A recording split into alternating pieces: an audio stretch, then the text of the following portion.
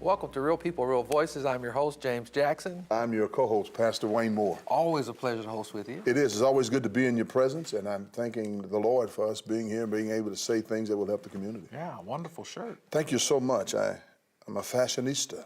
Yeah, we had that on one of our shows. Yes, man, I'll never forget that. And speaking of that, if you've missed that show, you can go to YouTube and subscribe on YouTube and watch shows that you might have missed, and like us on Facebook. Yes, we've been there, and we're going to be there.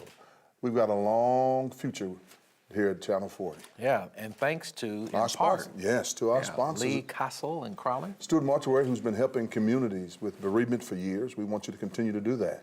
Yeah, and the Fervent Care Child Care and Christian Academy. Clean, convenient, caring child care. Choose Christian schools and daycares. They are closer to Christ. Right. Gonna have a great show today. Yeah, talking about immunizations. Yes, which needs to be highly publicized. Yeah. We need to try to get the information out about immunization. And today, here on Real People, Real Voices, we're going to kick it off right here. We're going to be talking about the human papilloma virus. And I thought I would let you pronounce that. Yeah. So I'm going to stick with the acronym when we get to that. Well, our nation is not where we need to be with regard to making sure that people are immunized in this area. Mm-hmm. And I thought it was just females. But it looks like males are affected by this too. No, males are affected by it. A lot of things are going on. I think the Marion County Public Health Department got a lot of issues going on. And not only this issue, but the opiate issue is expanding in all communities. It's not isolated anymore as we thought it was, but it's expanding. And we're happy to have them here to talk about this particular issue today, but we'll come back to that issue. But today we have a very pertinent issue of immunization. Yeah, so stay with us. We'll be back after this.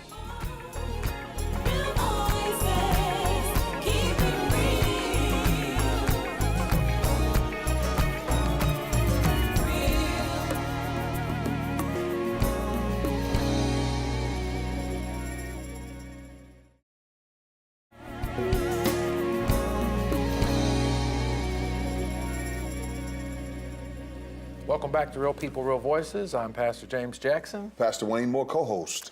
And we are joined today by Miss Melissa McMaster's Marion County Health Department. Thank you for coming out today. Glad to be here. We're very glad to have you here to talk about the HPV virus. I made an attempt to properly pronounce it, but you can kind of make sure we get it right. Sure. So I'm here today to talk about the human papillomavirus, which we can shorten to HPV. This is a virus that causes lots of cancers in both males and females. And the good news is that there's a vaccine out there that can prevent cancer at this point. The bad news is not a lot of people are taking it. In fact, Indiana is one of the lowest states for uptake of the HPV vaccine.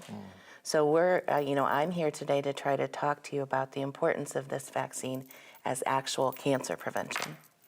And is there a certain time in life that you all are recommending that people get this? This vaccine is recommended at age 11 to 12 for a couple reasons. First, because there are other vaccines due at that age for school entry, so it made sense to recommend this vaccine at that time. In addition, the younger an individual is when they get the vaccine, the better it works for them. So that's why we recommend it at the 11 to 12-year-old visit. How often after 11, 12 years old do they have to take this vaccine, or is it one time? So it's 2 doses. Okay. So they get one when they're 11 to 12, and then they'll get another one 6 months later. Okay. In fact, what we've seen here in Indianapolis and in Marion County, we have a good uptake of that first dose. But the second? It's hard to get them back for that second. So we've tried to kind of explain the importance of don't protect your kids from cancer. Make sure you go all the way. So we're really pushing that second dose. Yeah. So why is Indiana so far behind? I'm not sure. Initially, this vaccine, because HPV is spread sexually, there was some hesitancy to talk about it. But now what we're learning so much more about is not only does this vaccine protect against cancers in women like cervical cancer, what we've learned is that it can prevent a lot of pharyngeal oral cancers. Almost 70% of those cancers can be prevented by this vaccine, and that affects males 4 times more than women.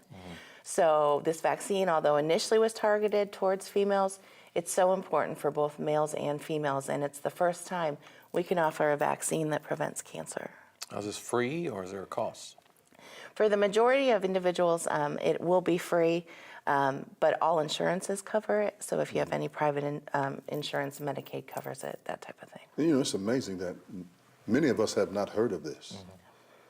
And how long has it been in circulation, if that's the right word to use? Yeah, it's been licensed for, I think, over 10 years. In fact, a lot of the clinical trials for this vaccine took place here in Indianapolis.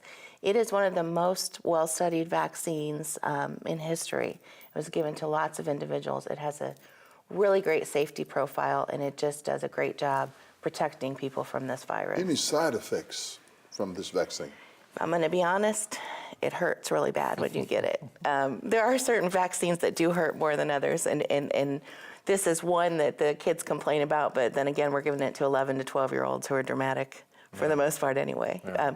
But long-term side effects, no, not at this point. There haven't been any.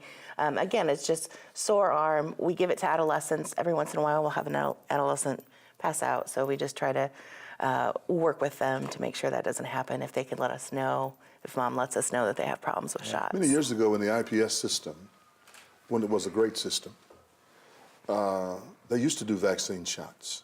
I remember the booster shot. Yeah, the booster shots. And I mean, they would vaccine a whole system, a whole school.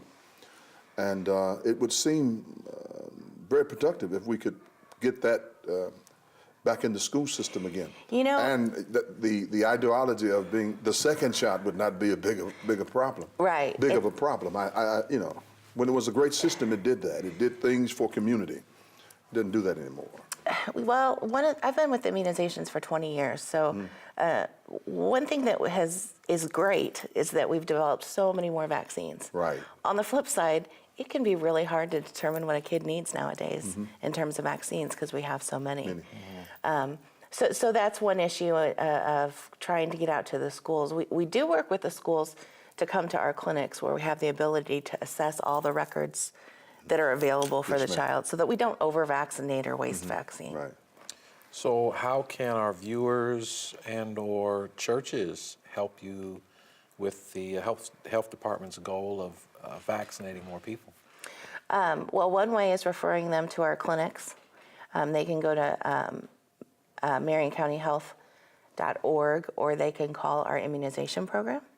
It's 317-221-2119.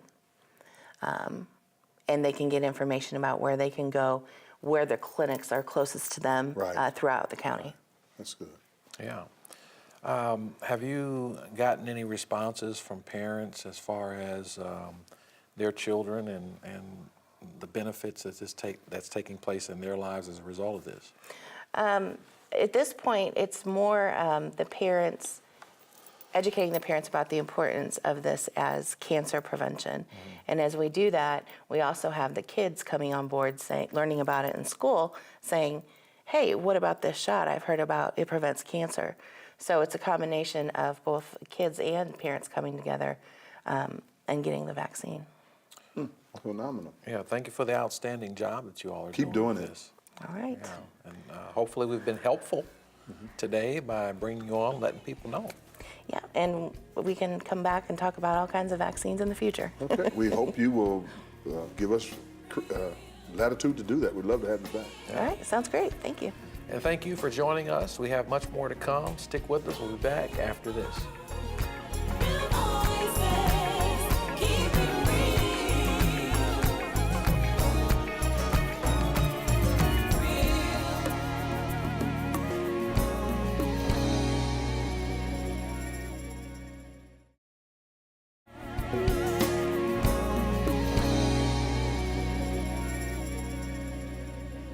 Welcome back to Real People, Real Voices. I'm your host, James Jackson. I'm your co-host, Pastor Wayne Moore. And we're joined by Minister Anthony Moore. Yes. Welcome to the program. Thank you. Glad for being here.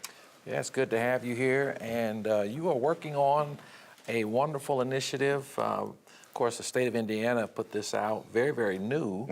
And we've adopted it at our ministry, Fervent Prayer Church, and you have done just a tremendous job in spearheading it. Next Level Jobs Employment Initiative. Sure.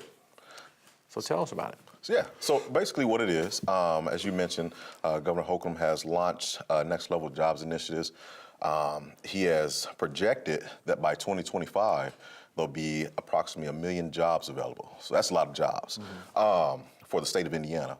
And so what Next Level is, where we come in at in regards to Fervent Prayer Church, is we want to be a site where the community can come and actually gain access to the website, have help navigating the website to properly fill out the applications, having been in higher education as well as adult education myself, you'd be surprised how many individuals don't have those soft skills that actually go all the way through an entire website to navigate and fill out an application.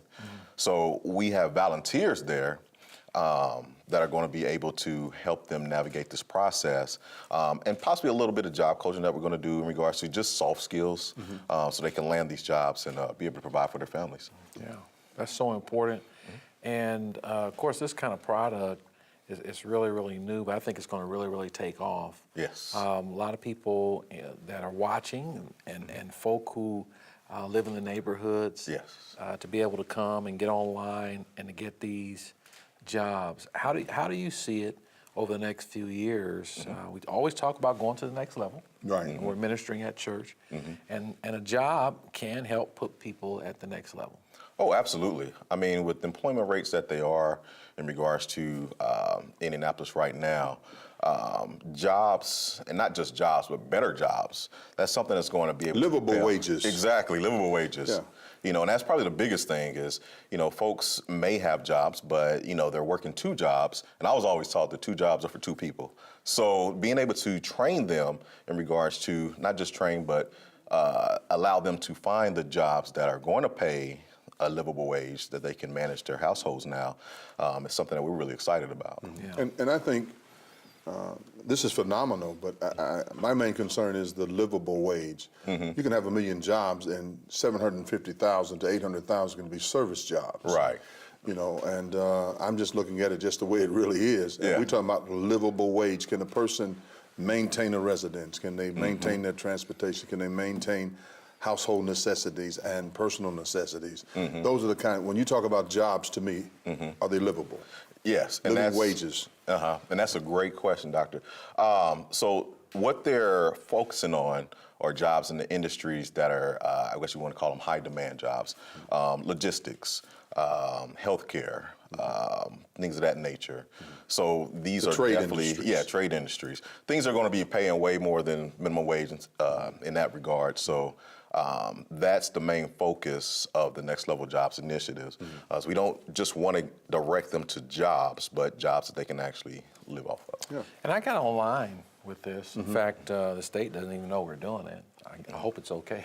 But we just looked at it as a ministry to say, hey, here's a site that people may not be aware of. And we're right there in the neighborhood. We provide a computer there. And people can get on here. And in fact, I think any church, just about any church, can just implement this ministry. Sure. And you can get it in there and make sure that people can get to this site. And Dr. Moore, I got on there, just trying it out, just in case I need a job. Right. No, I just wanted to try it out. Right. And I was getting calls, and there's a component to this where Ivy Tech and there's another college, I don't recall immediately, but if you need education, if you need more certification, they'll help you with the tuition and get you going so you can qualify for these jobs. Yes. Yeah. There That's are good. there are a ton of just goodies, you know, on the site. One thing that I was looking at the other day was the fact that they actually also have reimbursement for these companies that are bringing in the individuals that are being hired through this site, and actually offering reimbursements up to $2,500 after the first 6 months of employment per person. So opportunity for, again, companies to benefit from it as well. Not to mention the site also lists available candidates for these companies to go searching for them, or recruiting, if you will. So it's definitely something that we're looking forward And these to. jobs are going to be based here in Indiana? Yes, right here in Indiana. Okay. Yeah. So How far are these jobs out, if I might Go ask, ahead. Jackson? How far are these jobs out? They're actually spread out. I was looking at that this morning. Within the Indianapolis area, let's say surrounding areas, Lawrence, Wayne Township, there's almost 40,000 jobs right now. And that's not mentioning what's going to come again between now and 2025. But they're literally all over the state, literally. Yeah. So how do you see this working? Oh, wow. Well, we are literally, again, putting together a team to actually, on our part at Fervent Prayer, 1 day a week, Monday, 6 p.m. to 8 p.m., where we'll have a team of individuals in there assisting the community when they come in regards to navigating through that system. We believe it's going to expand. Once the word gets out that here's another resource in regards to individuals getting gainful employment, we believe it's going to expand not just through our church or whatnot, but hopefully throughout the church throughout Indianapolis and Indiana. Yeah. Yeah. Well, I tell you what, you need to be commended at Fervent Prayer, but not because you're my friend, but no one can say that you're not trying to help people be conscious of what's going on in that community as it relates to resources. This is a great resource. And I don't want you to ever stop demanding resources for your location of ministry. No pastor ought to ever stop demanding resources because we pastor taxpayers. And we have a right to ask for resources to make sure people have jobs, have health care, have transportation, have food deserts, and et cetera. So we have a right to do that. Nobody can tell us that we don't have a right to ask for dollars that you might give to major corporations. You need to put some of that money in the community. Yeah. And so we have a right to ask. We're mandated to ask for that. Right. And so if anybody don't understand that, they missed Ministry 101 and Servant Leadership 101. So that's how that works. Yeah. You're doing a great job. Continue. I hope Thank it you, will sir. work in that area because that's a very much needed area. Absolutely. For jobs. And hopefully if jobs can flow, crime will be reduced. Yeah. Yes. Well, you know, Dr. Martin Luther King, in one of his speeches, he said that he believed that sickness, disease, illiteracy, He did say that. ignorance, and poverty breeds crime. Right. There are those who challenge that Yeah. that kind of thinking, but I think there's some truth to that. Yeah. And this initiative here, I hope, and I think we're hoping, and the work that you're doing on it, Minister Moore, will help to alleviate some of that because it's another component. It's not just It's just a piece of it, employment, right. It's a piece but of it's the puzzle. also education. And another thing to it, it's giving people boots who don't have boots, who people think have boots. Exactly. These people have no boots. Yeah. Right. Not only do they have no boots, they have no straps. Right. Can't pull yourself up. Can't pull yourself Right. up. You know, so Exactly. you know, you have people go around here talking about, well, you got to pull yourself up by your own bootstraps. Some people, majority of people in poverty-stricken areas in Indianapolis have no boots. Sure. Nor, if you don't have any boots, you don't have any boot straps. Right. So that's a misnomer. And for those who are on that level, that is really not. That's an ignorant statement to make if you don't know what you're really talking about. Yeah. Right. Sure. So thank you for the work that you're doing, Oh, no problem. and thanks for coming out and hanging out with us. Yeah, man. Glad to be And here. there's no, and I'm sorry, we're not relatives. by any means. You never know. No, Hey. well, no, I don't. I don't know that last name. That last name is greatness a power- begets yeah, greatness. yeah. Well, if one thing we need is more. Yes. Stay with us. We have the rundown. We'll be back after this.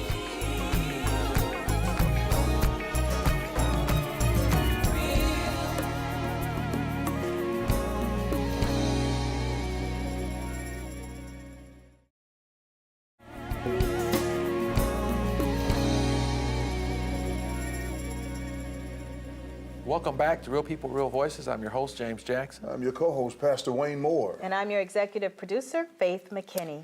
And helping to make it all possible are our sponsors. Yes, Lee Cossack and Crawley, attorneys that are there to help us in time of need. We also have Stuart Mortuary, who's been in our community for several years, meeting our bereavement concerns. And we also have Fervent Care Christian Academy. Connect your children with that academy. I'm pretty sure they'll come out better going out than they came in. Absolutely. Faith, some great guests. Yes, we had great guests, yes. These last Thank you. couple of segments here, really enjoyed our guests today. Yeah. So how did you the shot? How did that go? It went well. Yeah. Cancer prevention Yeah, at HPV. age 11 and 12 years old. Wow. I That's never starting heard early. Huh? That's starting That's early. very starting early, and it's a proven vaccine. And our community is very much not aware of it. Yeah, I was really, when it first came out, I was really scared about that for my stepdaughter. Okay. I said, no, She's already received that. Oh, yes, she did when it first came out. She's 24 now. She'll almost 25. Okay. But when they first brought it out, I was really, really scared. But, you know, so far, so good. That's a And I blessing. think you made a good point, Dr. Moore, about the school system and how a lot of the vaccines were given In our school in system. schools. I can remember the booster shot, and then there was another vaccine, the taste of it. Polio. They Yeah, get they polio were- shots too. Yeah. Yeah. You remember that? Measles. Did they do the No, measles, rubella? It was measles and rubella. They just gave a series of vaccines for kids. They might have done one year and done the next one the next year. Right, boosters. But That was a good way to do it. It was a good way to do it to touch children. You know, at one time we used to have superintendents that were community minded, and that's what took place. And I know that's a pretty strong statement to make, but you know, you got to realize what you had and what you have now as it relates to what's really transpiring Right. that meets the needs of communities. Yeah, got to get it out to the young people. Yeah. Sure do. With the next level jobs, Indiana, I'm very, very optimistic about the possibilities. And Minister Moore and his spearheading that effort to make sure community folk Yeah. can walk right into the church, sit down on the computer, and get themselves ready for these jobs or get a job. Absolutely. That's huge. Yeah. Huge. So many people don't realize the resources that are available and that will be available coming soon. And like you stated, Pastor Moore, you know, make them livable. Yeah. They have to be livable. And so many people don't realize that we don't have boots sometimes. No, we don't. Some And people don't know that. They don't know that. And it does hurt. But when you don't have boots, but you're helping them to Yeah. purchase their own get boots. some boots. Yeah, Jesus said the poor you always have with you. Yeah, the book says that. And if you don't understand the poor is always going to be with you, and you don't have a heart or spirit to help the poor, you ought not to be a public servant. And we'll let that be the last word right here on Real People, Real Voices. We'll see you the same time next week.